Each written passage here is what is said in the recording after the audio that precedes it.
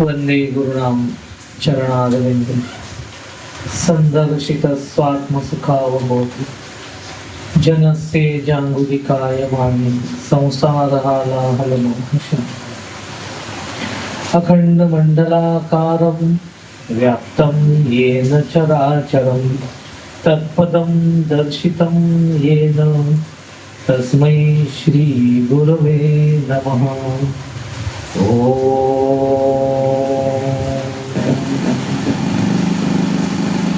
श्रीराम।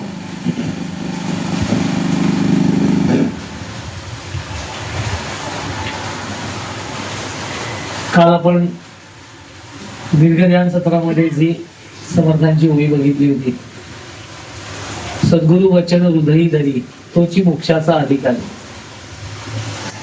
श्रवण मनन केलेची करी आत्या करे। त्याचं उदाहरण म्हणजे आता अक्षयचा स्वाध्याय आहे। श्रवण मनन केलेची खूप छान स्वाध्याय, अतिशय हीच गोष्ट अभिप्रेत असते की आपण जे ऐकतो आहोत, जी साधना करतो आहोत, ते आपल्याला समजते की नाही। जो परमार्थ मार्ग आपण निवडलेला आहे, त्या परमार्थ मार्गावर चालताना आपण जे करतो आहोत ते आपल्याला पहिले आकलन झालंय। समर्थ म्हणतात येणे अनुमानाची राहिला त्याने परमार्थ गेला तो वाया गेला। अंदाजपंच हा परमार्थ अंदाजपंच घेण्याचा मार्ग नाहीये, तो समजून घेण्याचा मार्ग। त्या स्वाध्याय हे त्याच्यासाठी सांगितलेले असतात की आपल्याला काय बाहेर जाऊन कुठे प्रवचनकार व्हायचं तर याच्यातला भाग नाहीये। प्रत्येकाची ती आवड असते किंवा तिची सवड त्याला मिळेल असं सांगता येत, पण किमान मी जे करतो आहे ते मला नीट मांडता आलं पाहिजे। आणि ते मांडता कधी, जेव्हा ते मला समजलेलं असेल ते, हे मी स्वतः जेव्हा त्या तत्वाशी त्या साधनेशी कन्व्हिन्स असेल तेव्हा मी ते लोकांना सांगू शकेन, कारण मला ते कळलेलं आहे। त्याच्यासाठी स्वाध्याय भगवद्गीतेने पण सांगितलेलं आहे, स्वाध्यायास तप आहार असं म्हणतात। सद्गुरूंची वेळोवेळी वचन हा जो भाग आहे ना सद्गुरूंचा, आजची साई सच्चिदा मधला जो प्रसंग आहे तो त्यालाच धरून आहे, समर्थांच्याच ओळीला धरून। म्हणजे काल आपण बघितलं की सद्गुरु वचन हृदयी धरी तोची मोक्षाचा अधिकारी, श्रवण मनन केलेची करी आत्या धरे। पुढे जाऊन समर्थ म्हणतात गुरुचे वचन प्रतिपाळणे हे मुख्य परमार्थाचे लक्षण। वचन भंग करिता विलक्षण सहजची होय असं समजलं। खूप मस्त आहे सांगितलं, बहुआयामी आहे एवढी। आणि साई सच्चरित आज आणायचं 9वा अध्याय वाचनात होता। साई सच्चरित 9वा अध्यायामध्ये काही प्रसंग याला मी धरून पारमार्थिक दृष्ट्या ही ओवी समर्थाने सांगितलेली आहे की गुरूंचे वचन प्रतिपाळणे। तर गुरूंचं वचन काय आहे आपण कालच बघितलं, सोहम आत्मा स्वानंद घन अजन्मा तो तुची जाण हे जी साधूचे वचन सुदृढ धरावे, सद्गुरूंचं वचन।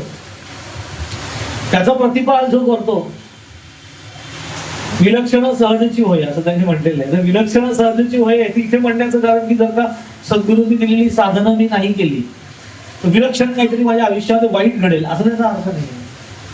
तर विलक्षण सहजची घडे याचा अर्थ ती एक मोठी लेगसी जी आपल्याला प्राप्त झालेली आहे साधनेची, ती साधना नित्य करता करता जर का तुझ्या साधनेत सतत खंड करत राहिलास तर ज्या स्थितीला पोचायचं आहे, ज्या स्थितीला सद्गुरू गेलेले आहे, जो आनंदाचा अनुभव ते घेत आहे, तो आनंदाचा अनुभव घेण्यापासून ते बाजूला राहू शकतो, पण माझा तेवढा वेळ फुकट जाणार आहे।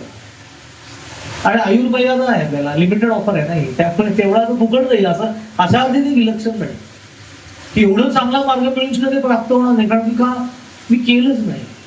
आणि त्यांनी सांगितलं होतं पण मी केलं, त्या अर्थी ते वचन। पण असं जरी असलं ना तरी त्याच्यावरती काही वेगळे कथा पण आहे, छान त्याच्यात वेगळा एक अँगल पण आहे त्याला, तो साई सच्चिदानंद बघायला मिळेल।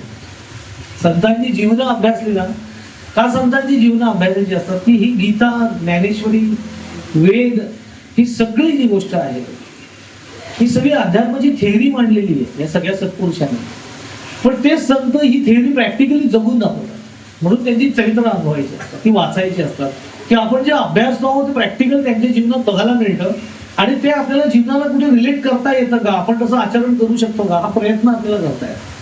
जसं तसं वागता येणार नाही, संतांची नक्कल कधी करायची नसते, ती करताच येते। त्यांचं अनुकरण नसतं करायचं, त्यांचं अनुशीलन करायचं असतं। संत काय करतात ते आपण नाही करायचं, ते काय सांगतात ते आपण समजून घेऊन करायचं. मी कालच सांगितलं राम भद्राचार्यांचं एक सुंदर विधान मी ऐकलं होतं की लोक राम को मानते हैं लेकिन राम की नहीं मानते हैं, असं प्रॉब्लेम असतो. ते मोठी अडचण आहे.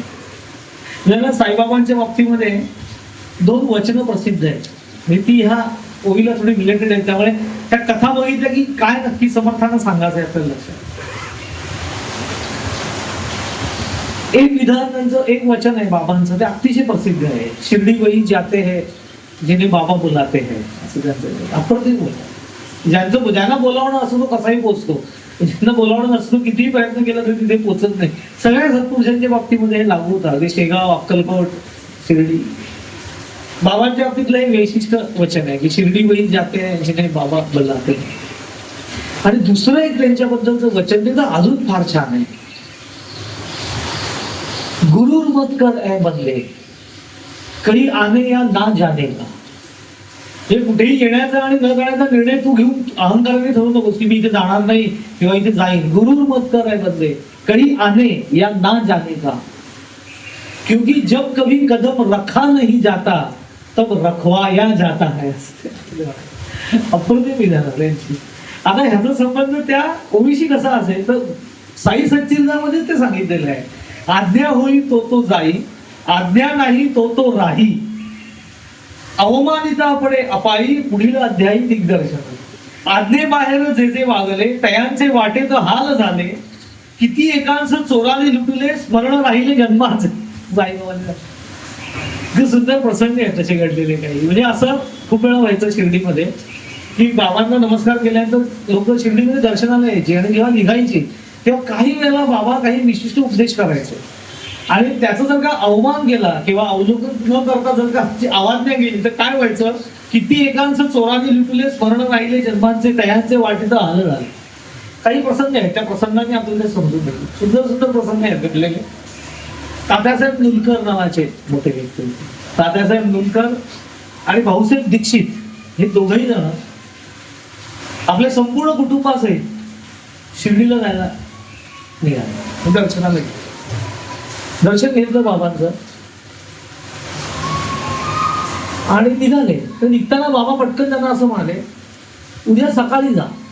दोघे म्हणाले आणि कोपरगाववरून जेवण करा. इकडनं सकाळी निघा, शिर्डी कोपरगाव अशी ती लाईनीत गाव आहे. ते म्हणजे शिर्डीवरून निघा, उद्या सकाळी निघा असं ते म्हणले. उद्या सकाळी जा, आज नका, उद्या सकाळी जा, कोपरगावला थांबा, तिथे पोहोचल्यावर जेवण करा आणि जेवण झाल्यानंतर मग तुम्ही पुढे प्रवासाला जा, असं त्यांनी सांगितलं. आता बाबांचं वाक्य आहे गुरु आज्ञाप्रमाणे.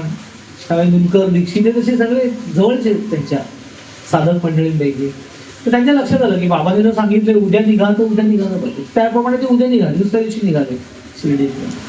दुसऱ्या दिवशी निघाले आणि कोपरगावला गेले. तर कोपरगावला बाबांनी जेव्हा सांगितलं की कोपरगावला थांबा, तिथे जेवण करा आणि पुढे जा, तर सद्गुरूंची रचना अशी असते की ह्यांना काही काळाच्या आधीच कोपरगावला निरोप गेलेला होता यांच्या जेवणाची सोय करण्यासाठी. आणि हे जेव्हा तिथे गेले, पण तिथे गेल्यानंतर त्यांच्या लक्षात आलं की जेवणाचा निरोप तर मिळालेला होता पण जेवण अजून तयार झालेलं नव्हतं. प्रक्रिया होती, जेवण पूर्ण तयार नव्हतं आणि याची गाडीची वेळ व्हायला लागली. याचं जायला तर पाहिजे, जेवण तर करून का सांगितले पण जेवण तयारच नाही. त्यामुळे किती वेळ लागेल, काय लागेल, त्यामुळे जाऊ दे ठीक आहे. आता बाबा जरी म्हणाले असते, म्हणजे आपली वृत्ती असते, जाऊ दे, बाबा जरी म्हणाले असले तरी आता जेवण काय आपण ठीक आहे जाऊ दे, आपण पहिले गाडी पकडूया, गाडी घेऊन तर काय करणार. म्हणून ते जेवण न घेता स्टेशनवरती गेले. स्टेशनवरती गेल्यावर त्यांना कळलं की कोपरगावहून मुंबईकडे जाणारी जी ट्रेन, तेव्हा ट्रेन चालू झाली ती कोपरगावपर्यंत, की कोपरगावहून मुंबईकडे जाणारी जी ट्रेन आहे ती 1.5 ते 2.5 तास लेट आहे. गेल्यानंतर ट्रेनच नव्हती. मग ते तिथे बसून राहिले. 1.5-2 तास आता लेट आहे म्हटल्यावर करणार काय. मग ते ज्या टांग्यानी तिथपर्यंत आले होते, तो टांगेवाला जो होता तो इतका चांगला होता, त्यांनी त्यांना सुचवलं की आता इथे नाही तर तुम्ही बसलेलाच आहात तर मी परत जातो आणि तिथनं खानावळीतनं जेवण घेऊन येतो, तुम्ही इथे बसून जेवा.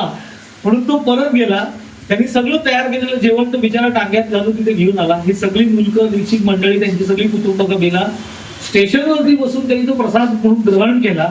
त्यांचं जेवण झालं. जेवण झाल्यानंतर 25 मिनिटांनी गाडी आली आणि मग ते प्रवास केला. आता हा प्रसंग सहजपणे घडलेला आहे. पण प्रत्येक वेळेला तसं घडेलच नाहीये, काही गोष्टी वेगळ्या असतात. म्हणजे आपण परमार्श या प्रसंगाचं घेऊ नंतर. तसा दुसरा एक प्रसंग, रघुवीर भास्कर पुरंदरे नावाचे एक भक्त होते बाबांचं. ते सगळं कुटुंबाच्या कुटुंब असं शिर्डीला तेव्हा शिर्डीला खूप दर्शनाचा ओघ होता. तर शिर्डीला बाबांच्या दर्शनाला गेले आणि परत येताना त्यांना नाशिकला जायचं होतं आणि नाशिकहून मुंबईला यायचं होतं. तर बाबांना ते सहज सांगितलं की बाबांनी विचारलं, आता जसं आम्हाला आठवत आहे की पुण्याला स्वामींकडे गेल्यानंतर निघताना स्वामी म्हणायचे आता काय थांबणार का जाणार असं विचारायचं. तसं बाबांनी विचारलं त्यांना की आता काय लगेच परत जाणार शिर्डीचा काय कसा पुढचा कार्यक्रम आहे. त्यांनी सांगितलं की जाताना नाशिकला जायचंय, नाशिकला जाणार आणि मग तिकडनं पुढे मुंबईला जाणार.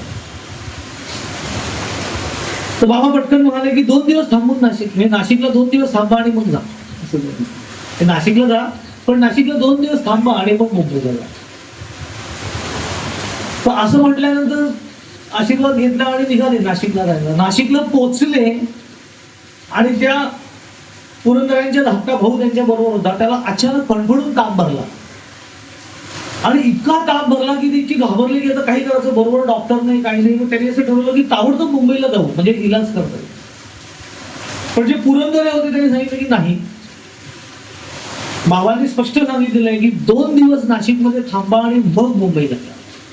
तर सुरुवातीला थोडी कुरबुर झाली की अरे सगळं ठीक आहे, पण आता याला ताप भरला तर पहिले डॉक्टरांकडे मुंबईला न्यायला पाहिजे. तर त्यानंतर काही वाटेल ते झालं तरी काय व्हायचं ते होऊ दे, 2 दिवस बाबांनी थांबायला सांगितले, ते झाल्याशिवाय मुंबईला जायचं नाही. मग हो नाही करता करता सगळी मंडळी त्या दिवशी नाशिकला थांबली. दुसऱ्या दिवशी आपोआप त्यांच्या भावाचा ताप गेला आणि तो खडखडीत बनला आणि तिसऱ्या दिवशी ही सगळी मंडळी पुन्हा मुंबईला गेली. एक छान अनुभव अजून एक आहे त्यातला की ज्यांनी हे साई सच्चरित लिहिलं ते लेखक, ज्यांना साईबाबा हेमाड्या म्हणायचे, त्यांचं नाव गोरा दाभोळकर, बांद्र्याला राहायचे, त्यांचं घर आहे बांद्र्याला. बाबा असताना लिहिलेली ही पोथी लक्षात आहे. त्यांच्या बाबतीतला एक अनुभव आहे. ते एकदा शिर्डीला दर्शनासाठी निघाले, बाबा भास्कर त्यांच्या बरोबर होते, मी त्यांच्या बरोबर एक होतो. आणि जेव्हा ते निघाले दर्शन घेऊन, त्यावेळेला बाबा असं मला भाकर तुकडा खाऊन जा असं. पण त्यांची दुपारची ट्रेन होती, त्यामुळे ते दुर्लक्ष केलं चक्क. ठीक भाकर तुकडा ठीक आहे, बाबांना काय सांगतात त्यांना सवय सांगायची की काहीतरी खाऊन जा. पण ते भाकर तुकडा खायला बसतो तर माझी दुपारची ट्रेन जाईल, मला मुंबईत काम आहे. म्हणून तरी बाबांना नमस्कार केला, त्या गोष्टीकडे अवेरलं त्यांनी आणि सरळ निघाले. बैलगाडी होती त्यांच्याकडे, बैलगाडी बसून निघाले. ती बैलगाडी भडगाव सुटली आणि एका ठिकाणी पॉईंट वरती आली आणि त्या बैलगाडीचं डाव्या का उजव्या बाजूला एक चाकच निखळलं आणि ते लांब जाऊन गटारात पडलं आणि अख्खी बैलगाडी तिथल्या जमीन धसली. तर नशीब ती बैलगाडी मोडली नाही आणि कुणाला काही लागलं नाही. पण ते गरंगळत गेलेलं चाक, ते एवढं बैलगाडीचं चाक काय असं उचलून आणतात नाही एका माणसाला, 4-5 माणसाला जड असतो ते उचलून आणून ते सगळे ती रील वगैरे लावून ते लावेपर्यंत अख्खा दिवस गेला. ती रात्र त्यांना स्टेशनवर काढायला लागली, पहिली गाडी गेली आणि दुसऱ्या गाडीने सकाळी जायला लागलं. आता हे जे सगळे प्रसंग आहेत हे काही लौकिक दृष्ट्या घडलेले प्रसंग आहेत की एक त्याचा अर्थ असा आहे की गुरूंचे वचन प्रति पाळणे हेच परमार्थाचे मुख्य लक्षण. वचनभंग होता विलक्षण सहजची वेळ. काही वेळेला असं होतं की सद्गुरू एखाद्या आपल्या प्रापंचिक जीवनाच्या बाबतीमध्ये सुद्धा काही सूचना करतात न विचारता. 2 गोष्टी असतात. सद्गुरूंना एक तर प्रापंचिक वळी विचारू नये, पहिली मुख्य गोष्ट. कारण सद्गुरूंची योजना त्याच्यासाठी नाहीये केली, आपला प्रपंच सुधारण्यासाठी सद्गुरू नाहीये. सद्गुरूंची योजना परिस्थिती सुधारण्याचा मार्ग दाखवण्यासाठी नाही, वृत्ती सुधारण्याचे मार्ग दाखवण्यासाठी वास्तविक.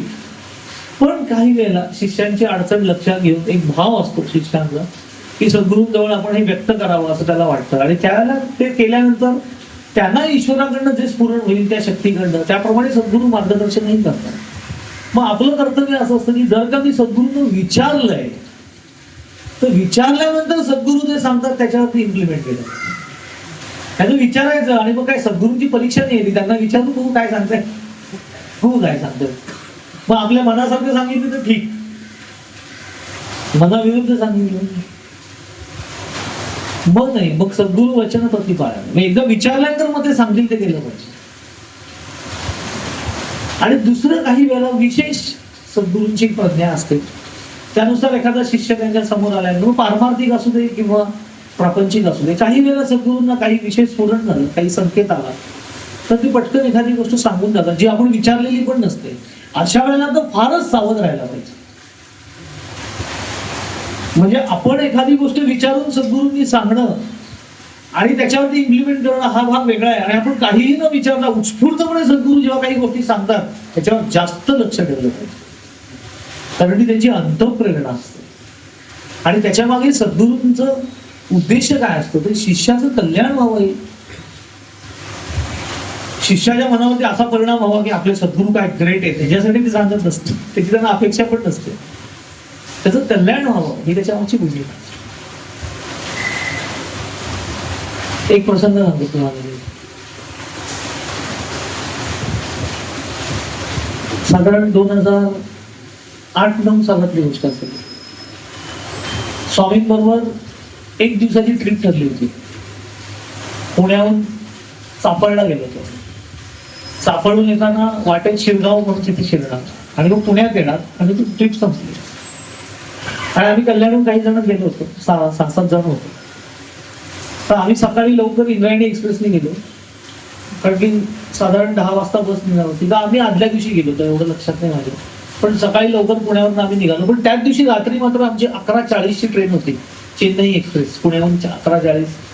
खूप वेळा आम्ही त्या ट्रेननी परत यायचो की संध्याकाळचं स्वामींचं ध्यान सेशन अटेंड करायचं 7 ते 8:30 ध्यान सेशन अटेंड करायचं आणि रात्रीच्या 11:40च्या गाडीने परत यायचं. ती 2:30 वाजता कल्याण, ती पुन्हा रात्री झोपून सकाळी आपापल्या कामाला जायला मोकळे. आणि मुंबईच्या माणसालाही सवय असते, त्याला अडचण असते. त्या दिवशी मग आमची 11:40ची ट्रेन ठरलेली होती आणि आम्ही चाफळला गेलो. छान कार्यक्रम झाला स्वामींबरोबर. येताना शिरगावला शिरगावून शिरगाव थोडा उशीर झाला, पण बसेस होत्या. तर स्वामींच्या लक्षात आलं. स्वामी आम्हाला म्हणाले की मुंबईला जाणारी कोण कोण मंडळी आहेत. तर आम्ही कल्याणचे काही लोक आणि मुलुंडचे काही लोक हात वरती आम्ही जाणार आहोत. कितीची गाडी आहे तुमची? तर पुण्याहून 11:40ची आहे. ठीक आहे. आणि मग त्यांनी पुण्याच्या कार्यकर्त्यांनी सांगितलं की आता आपल्याला पहिले पुणा गाठायचं आहे, वाटेत कुठे थांबायचं नाही. तर तुम्ही ज्या ठिकाणी नाश्त्याला थांबणार होता तिथे फोन करा आणि त्यांच्याकडनं सगळं पार्सल घ्या, रेडी करा आणि बसमध्ये घ्या. म्हणजे तिथे थांबून वेळ जाणार नाही, कारण कुठेही आपण नाश्त्याला वगैरे थांबलो 3 बस हे 1-1.5 तास गेलाच समजायला. म्हणून वाटेमध्ये सगळं घेतलं त्यांनी, आम्ही घेतलं. पण तरी देखील आमच्या लक्षात आलं जसं पुणा जवळ आलं तेव्हा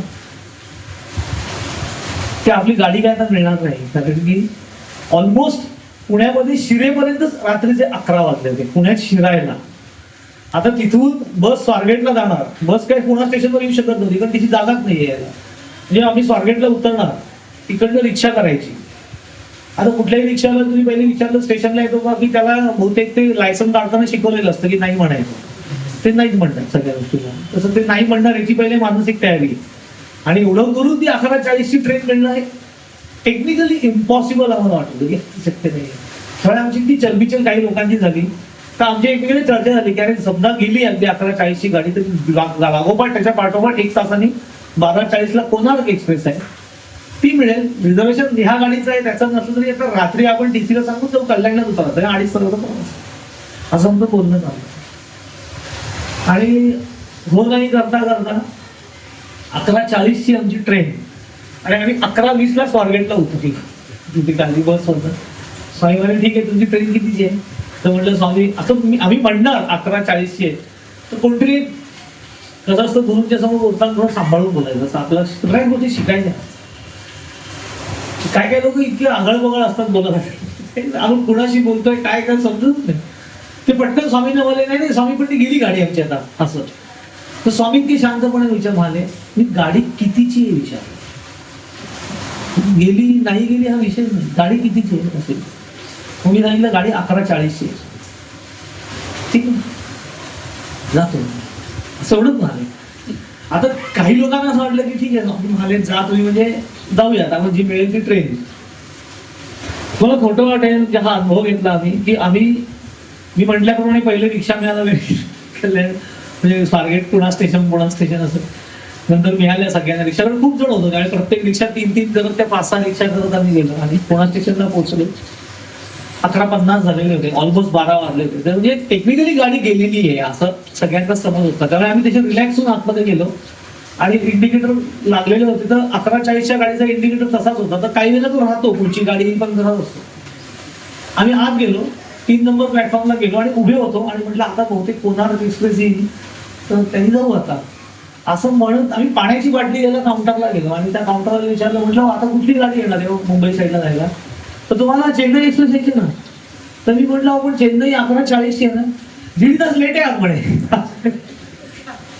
आणि बरोबर ती 12-12:30 पाऊण वाजता आमचीच गाडी आली. त्याच्या मागणं कोणार्क घेणार होती. त्या दिवशी काही गाड्यांचा तिकडे प्रॉब्लेम होता पुढे सोलापूर साईडला, म्हणून त्या लेट झाल्या होत्या. 11:40ची ट्रेन आम्हाला मिळाली. आम्ही पुन्हा त्याच गाडीने त्याच रिझर्वेशननी बसून कल्याणला फक्त अर्धा तास पुढे लेट गेलो. जी 2:30ला पोचायची गाडी ती 3:15-3:30ला पोहोचली. आता हे अनुभव असतात. सांगण्याचा हेतू असा असतो की काही वेळेला काय असतं, आपण आपल्या गणिताप्रमाणे चालतो, तर सद्गुरूंची गणित वेगळी मांडलेली असतात आणि ती त्यांची त्यांना माहिती असते.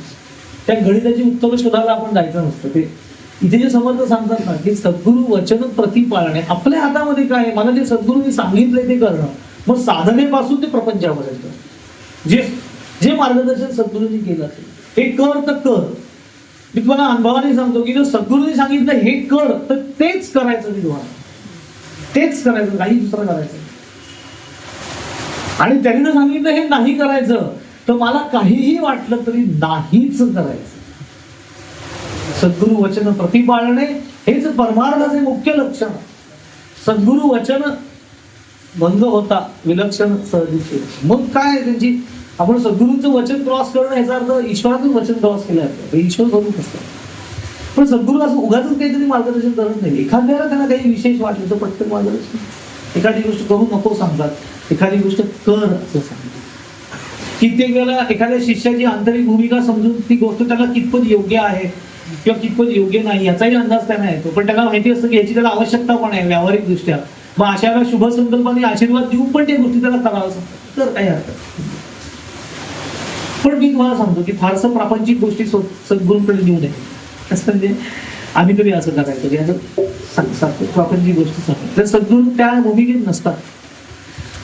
आपण जेव्हा प्रापंचिक अडचणी सद्गुरूंना सांगतो ना त्यावेळेला सद्गुरूंना फार खाली यावं लागतं. ते खूप वरच्या पातळीवर असतं, आंतरिक स्थितीवर. त्यांना खूप खाली यावं लागतं त्याच्यासाठी.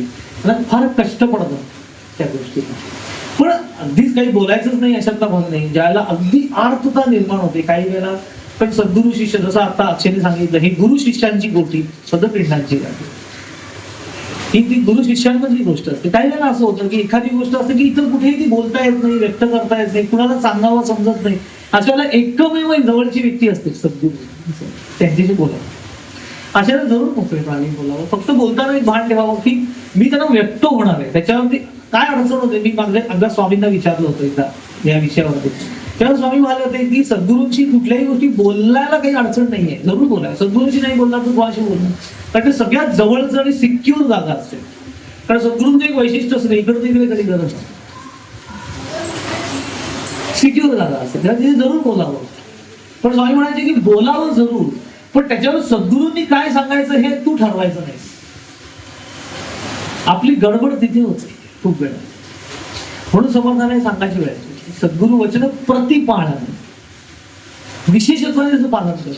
आपण व्यक्त व्हावं सद्गुरूंसमोर, पण त्याच्यावर त्यांनी काय सांगायचं हे मी ठरवायला लागलो की गडबड होते. बऱ्याच वेळेला असं होतं की मी ठरवून गेलो असतो की मी असं स्वामींना सांगणार आहे, पण स्वामींनी त्याच्यावर हे सांगावं, तू उत्तर हो, ते तू सांगतायचं त्यांना. आता त्यांना विचारतो, त्यांना सांगतो काय सांगायचं.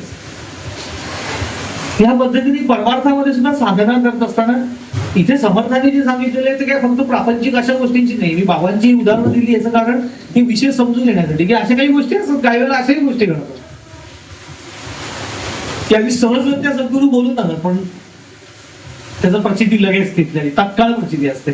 पण समर्थ जे सांगतात गुरूंचे वचन प्रतिपाळणे हे मुख्य परमार्थाचे लक्षण, वचन भंग करिता विलक्षण सहजेची झाले. इथे जे वचन भंग म्हटलेलं आहे ते साधनेच्या बाबतीत म्हटलं आहे.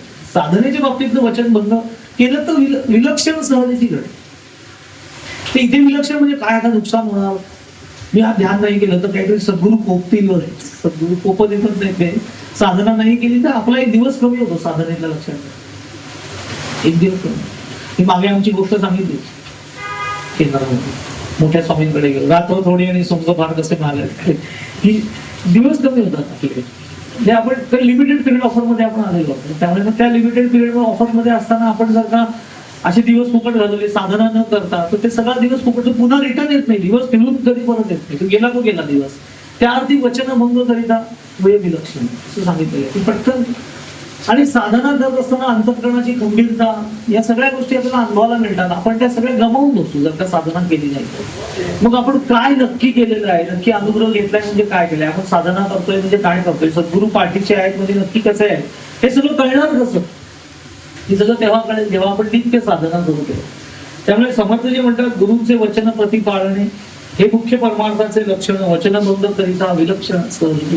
तसं विलक्षण आपल्या आयुष्यात घडता का मध्ये आपण नित्य साधना केली पाहिजे. आपल्याला स्वामींचं वचन काय आहे, तत्वमसी असं सांगितलं, ते तत्व तू आहेस, त्याचा अनुभव घे. स्वामी असं म्हणायचे बिंग सेल्फ इतकं तुम्ही करा की तुम्ही ह्याच जन्मामध्ये त्या अवस्थेला पोचाल, असं मी शाश्वती तुम्हाला देतो असं स्वामी म्हणतात. विवेकानंद पण ते म्हणाले what is meditation, going to self is a meditation. Self आहे आपल्या शुद्ध स्वच्या अनुभूतीकडे जायचं. आणि हेच सद्गुरूंचं वचन आहे. सोहम आत्मा स्वानंद घन अजन्मा तो तुची जाण, हे जी साधूचे वचन सुदूर. हेची जन्मे येण्याची काळे संसारे होईचे निराळे, मोक्ष पाविजे निश्चळे स्वरूपाकारे. स्पष्ट सांगितलं. स्वरूप स्थिती, मोक्षाची स्थिती म्हणजे काय, स्वरूप स्थिती तुला येची जन्मे येण्याची काळे प्राप्त होईल असं सद्गुरूंनी सांगितलंय. त्याच्यासाठी जी साधना दिलेली, ती साधना आपण श्रद्धेने आणि प्रेमाने नित्य करत राहणं हे शिष्याच्या हातामध्ये. तशी साधना आपण सगळेजण करत राहू आणि आपल्याला ती अवस्था प्राप्त हो अशी सद्गुरूंच्या चरणी प्रार्थना करतो. हरि ओम. कुंडली गवरदे हरी विठ्ठल श्री ज्ञानदेव तुकाराम पंढरीनाथ महाराज की जय. सब संतन की जय. जय जय रघुवीर समर्थ.